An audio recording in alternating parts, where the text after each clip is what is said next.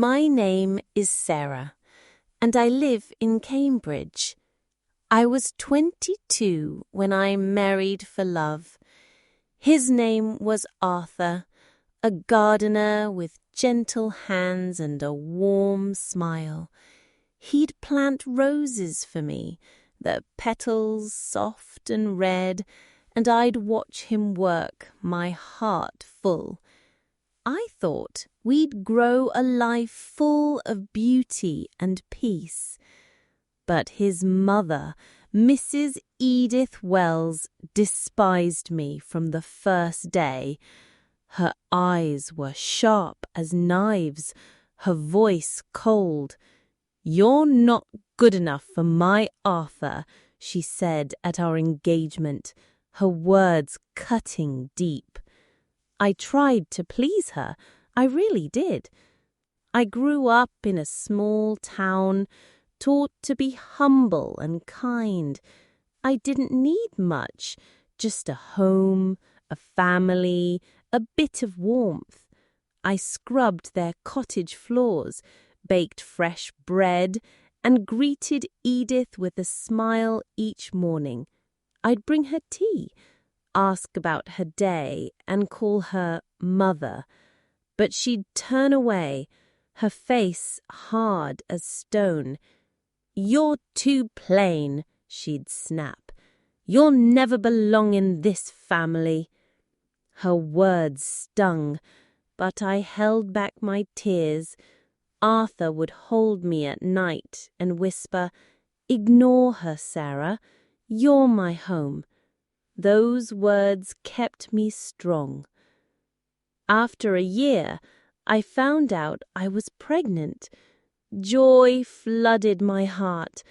I dreamed of our child, her tiny hands, her soft giggles.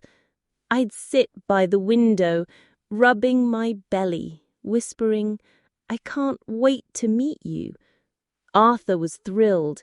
He carved a wooden cradle, sanding it smooth with care, his hands steady and sure. But in the 7th month, everything shattered. One morning, a sharp pain tore through my stomach. I screamed, clutching my belly, fear gripping me. Arthur rushed me to the hospital, his hands shaking on the wheel. I prayed, "Please, God, save my baby." The doctor came out, his face grim. He said, "I'm so sorry. The baby didn't survive." My world stopped. My baby girl, gone before I could hold her. I sat in the hospital bed, staring at the ceiling, unable to cry. Emptiness filled me, heavy and cold.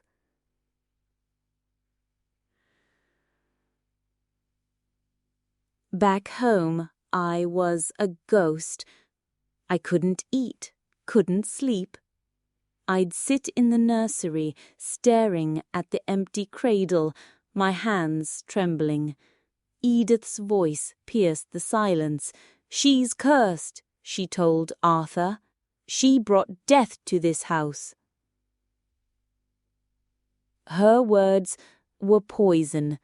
I wanted to scream. "It's not my fault." But I was too broken. Arthur tried to comfort me at first, wiping my tears as I sobbed, but slowly he grew distant. When I cried, he'd turn away, his eyes blank, his hands no longer reaching for mine. One evening, he sat me down. "Maybe you're not meant to be a mother," he said, his voice flat and cold.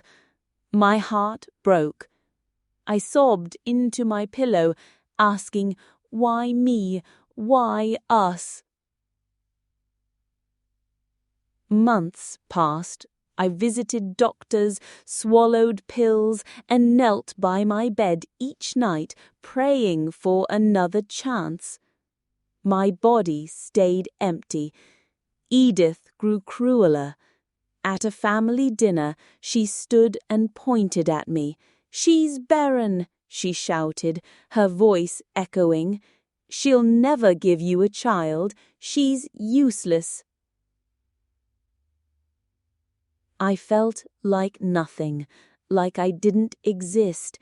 I ran to my room, locked the door, and cried until my throat burned. No one came. Not Arthur, not anyone. Then came the final blow. Edith whispered to Arthur, "She's been unfaithful. That's why she can't conceive."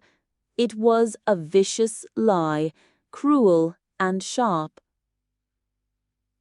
Arthur believed it. That night he stood in our bedroom, eyes like ice. He said, "I want a divorce, Sarah. Leave tomorrow." I froze, my hands trembling.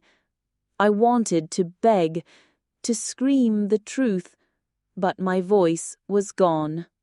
I packed a small bag, my heart in pieces. I walked out into the Cambridge rain, alone, with nowhere to go.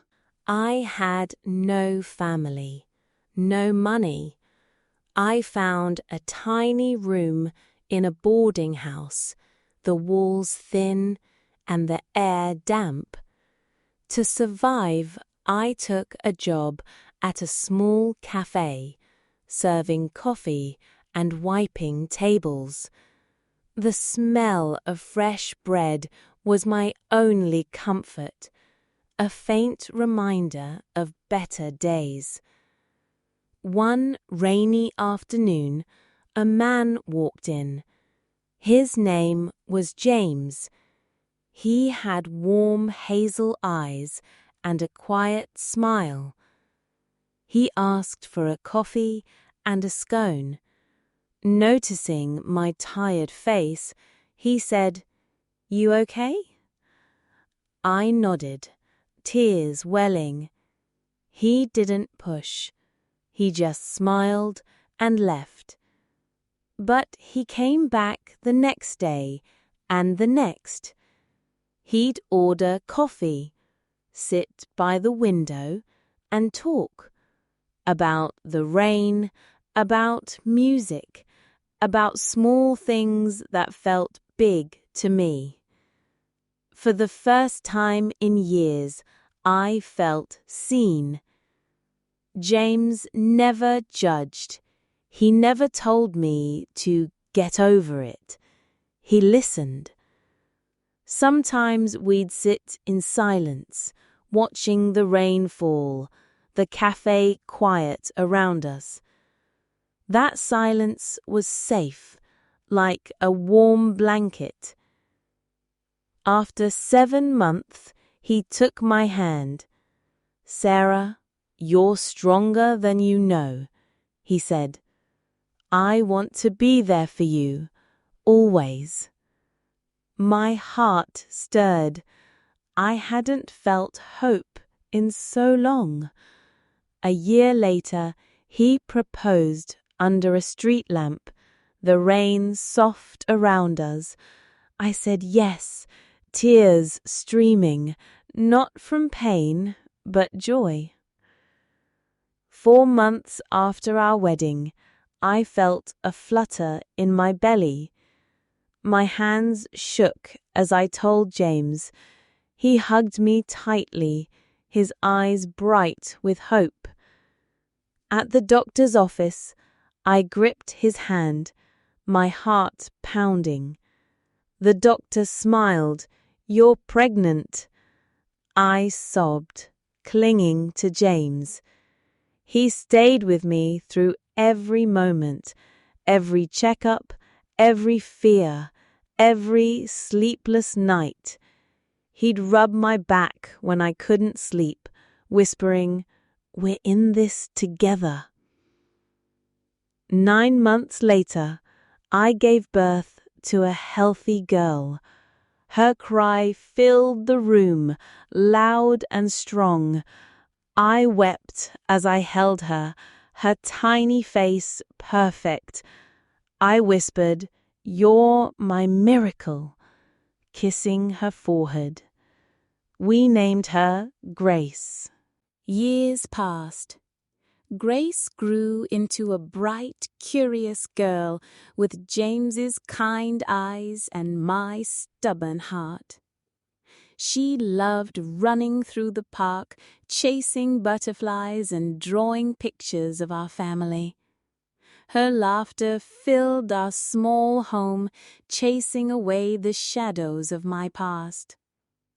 One day, Grace's school called me for a parents' meeting. I walked into the principal's office, holding her small hand.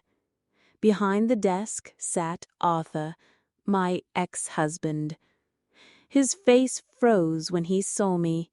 His eyes moved to Grace, then back to me. "Sarah," he said, his voice trembling. I nodded, standing tall. "Is she your daughter?" he asked, staring at Grace. "Yes," I said firmly. "She's my daughter." Arthur's eyes filled with tears. Regret hung heavy in the air, but I felt nothing for him. I wasn't the broken woman he'd cast aside. I had rebuilt my life moment by moment with love and strength. Now I live in York. I run a small shelter for women who've lost children, who've been called cursed or worthless. I sit with them, listen to their pain and hold their hands. You are not unlucky, I tell them. You are enough. You are strong. Grace is 10 now. She loves painting flowers, roses, daisies, and lilies. She sketches our family under bright skies, smiling together. I look at her drawings and know pain led me to peace. They called me unlucky, but today I am a mother, a wife, a woman reborn. My heart is full and my life is mine.